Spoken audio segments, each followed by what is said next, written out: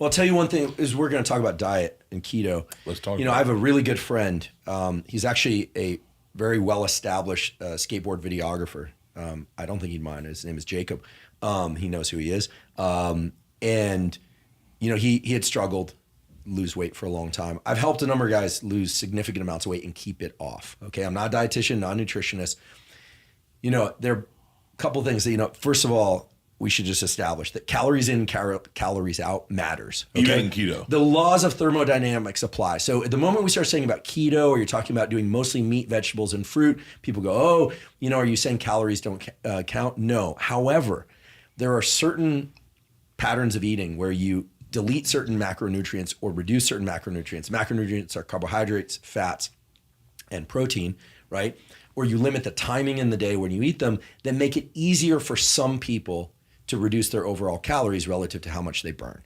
Okay, so there's a lot of debate about, is intermittent fasting better? Okay, is it gonna make you live longer? We don't know, okay? But what we do know is that if you're only eating between noon and 8 p.m., and that's comfortable for you, you can just do water and coffee early in the day, whatever, and exercise early in the day and then eat. A lot of people find that, they're sated. They feel better doing that than trying to eat small meals spread throughout the day. Okay, and there's tons of debate about this, but with keto, or with what I recommended to Jacob, and it's working extremely well for him. I'll get an update on the total pound loss, but and how well he keeps it off pretty soon. He sends me a text every day. Seems to be working really well. You want to make sure you get enough protein. This is why keto is also good. Or I'm not going to call out diets like carnivore or the lion diet, because they're all starting to modify now too. Like what used to be just carnivore or just meat and organs is now also including fruit and some vegetables, and people are broadening what it means. But here's the deal. For a lot of people, when they reduce their complex carbohydrate intake, they cut out bread. A lot of people lose 5-10 pounds just by saying no bread, just doing rice, pasta, oatmeal instead. Believe it or not, you're like, how could that be? Okay. A lot of people who then cut out those starches, they find they lose significant amounts of weight, some of which is water weight, because for every gram of carbohydrate you ingest, you hold 4 grams of water. Or approximately that. By the way, everyone should be hydrating well, okay, regardless of the diet. Getting hydration can also quell your appetite, so that's good. But the idea is that for a lot of people, just getting that protein should be the main focus. Quality protein. Quality protein is going to have high amounts of leucine, which is great for muscle repair. Most people would be wise to get 1 gram of quality protein. We're not talking peanut butter, beans, and rice. Sorry, vegans. We're talking about high quality protein like eggs, fish, meat, that kind of thing, per pound of body weight. Then making up the remainder of your calories with, vegetables. You probably can't eat too much fruit because you're keto, but some people do really well on just having berries and meat. Strawberries and blueberries. Strawberries and blueberries, low sugar kind of thing. Stay away from the papayas, the mangoes, and the peaches. But then some people like myself can do pretty well doing that most of the time. But if you do a hard workout, like a weight workout where you need to replenish glycogen, well, then you can have a bowl of oatmeal or a bowl of rice and you're good. But for a lot of people, the carbohydrates are the runaway freight train. It's like the other night I had meal down in Austin with some friends in common, and we were kind of joking about the fact that, not joking, it was like you have bone marrow, it's delicious. But the moment you put the marrow, right, it's delicious. I love it. Extremely sating. You have some marrow in a steak, you feel great. But guess what? The moment you put that marrow on a piece of toast and you taste it, you're like, I want 6 more. Yeah. I want 8 more. It's like you can just slurp it up over and over. It doesn't feel as sating. And the reason is that when you eat carbohydrate, your blood sugar levels increase a bit more. They come down even if you're not diabetic, but that blood sugar increase stimulates your appetite.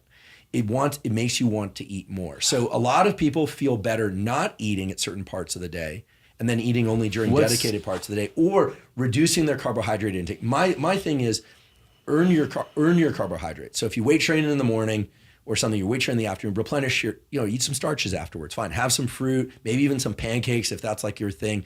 But then you have to stop that. And then your next meal should be meat and salad, right? Dude, and I don't know if this is what you're talking about.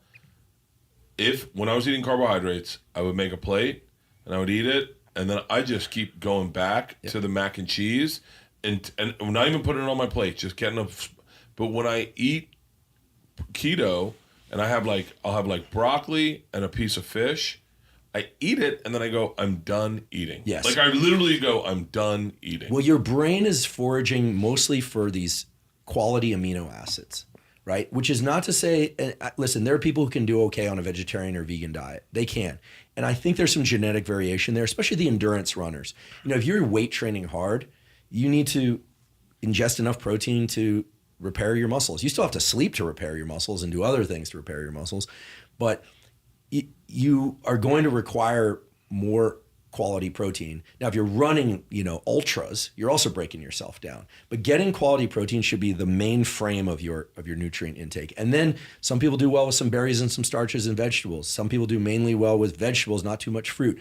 Some people who have a very high metabolism, like Nasima or somebody like that, and they're training a lot, they need to do meat, pasta, fish, bread. And then there are those kids, right, in their teens and 20s, and those mutants who can just eat and eat and eat, and they stay super lean. And let's be honest, a lot of the bodies that you see on Instagram, they're taking either low dose or moderate dose testosterone. They're sometimes also including some Anavar. I'm not recommending people do these things. Work with a doctor if you're going to explore hormone replacement. But the reality is that when you do other things pharmacologically, you can ingest more food and get away with it, and it will be metabolized. And so people who take growth hormone, for instance, significantly boost their metabolism. But if you look at people who stay lean over time, they're eating mostly non-processed or minimally processed food. So that includes things like oatmeal and rice, sure, but mostly meat, fish, eggs, fruit, quality dairy products. Is this what your friend Jacob is doing? Yeah. So Jacob. Okay, I like this. This sounds good. So what I'm going to get rid of the carbohydrates because I fucking keep. They make me hungry. They're the runaway train. That's my runaway train. You will be. And it's amazing how striking it is. And by the way, I just want to mention something about keto. There's a really incredible book and doctor named Chris Palmer from Harvard Medical School who has literally been treating psychiatric illness, certain everything from severe depression, bipolar disorder, by putting people on ketogenic diets. Basically, there's a growing movement in psychology now called metabolic psychiatry. And the idea is that a lot of mental, quote unquote, mental illness, it's a phrase that's getting a little more controversial, but mental disorders, mental challenges, mental illness are metabolic disorders that impact the brain. Because obesity and metabolic disorder go hand in hand, and metabolic disorder and depression go hand in hand. Now, there are thin people who have depression, of course, but those people also seem to do well by shifting onto a ketogenic or keto-ish diet, essentially eliminating simple sugars. So what Jacob is on, and it's working phenomenally well for him, and I have many friends who've done it this way, is, and it's going to sound a little bit like the carnivore diet, but it's not really that per se, is you just say you can eat meat, fish, eggs, fruit, and vegetables. And sure, a little bit of olive oil, there's the whole seed oil debate, but some quality olive oil, some lemon juice and things, but that's it. Just try that for 60 days and not a single one has come back and said, oh, that didn't work or I overate. All of them are like, I feel amazing. It takes like 2-3 days, maybe a week before they're like, oh, the morning toast is tough, or I wish I was able to put sugar in my coffee, but inevitably they all come back. They're they drop 30, 40 pounds and they keep it off. And then they use the additional energy like you to exercise more. And then now they're out the gate. They're good. Yeah. And they're like, whoa, they finally got control over their body. Like this kid I grew up with, this guy, Jacob, when we were kids, they called him Fat Jake. And he internalized that as his identity. I had Dr. Lane Norton on the podcast. He's a nutrition fitness guy. Yeah, we know. Lane's great, right? And Lane, when he came on the podcast, he said, listen, a lot of people who need to lose a significant amount of weight need to actually think about it as destroying the former version of themselves and creating this new version. Kind of David Goggins-ish kind of mindset. The former version, that's why I do that cleanse. The former version for me had a problem with walking to the refrigerator.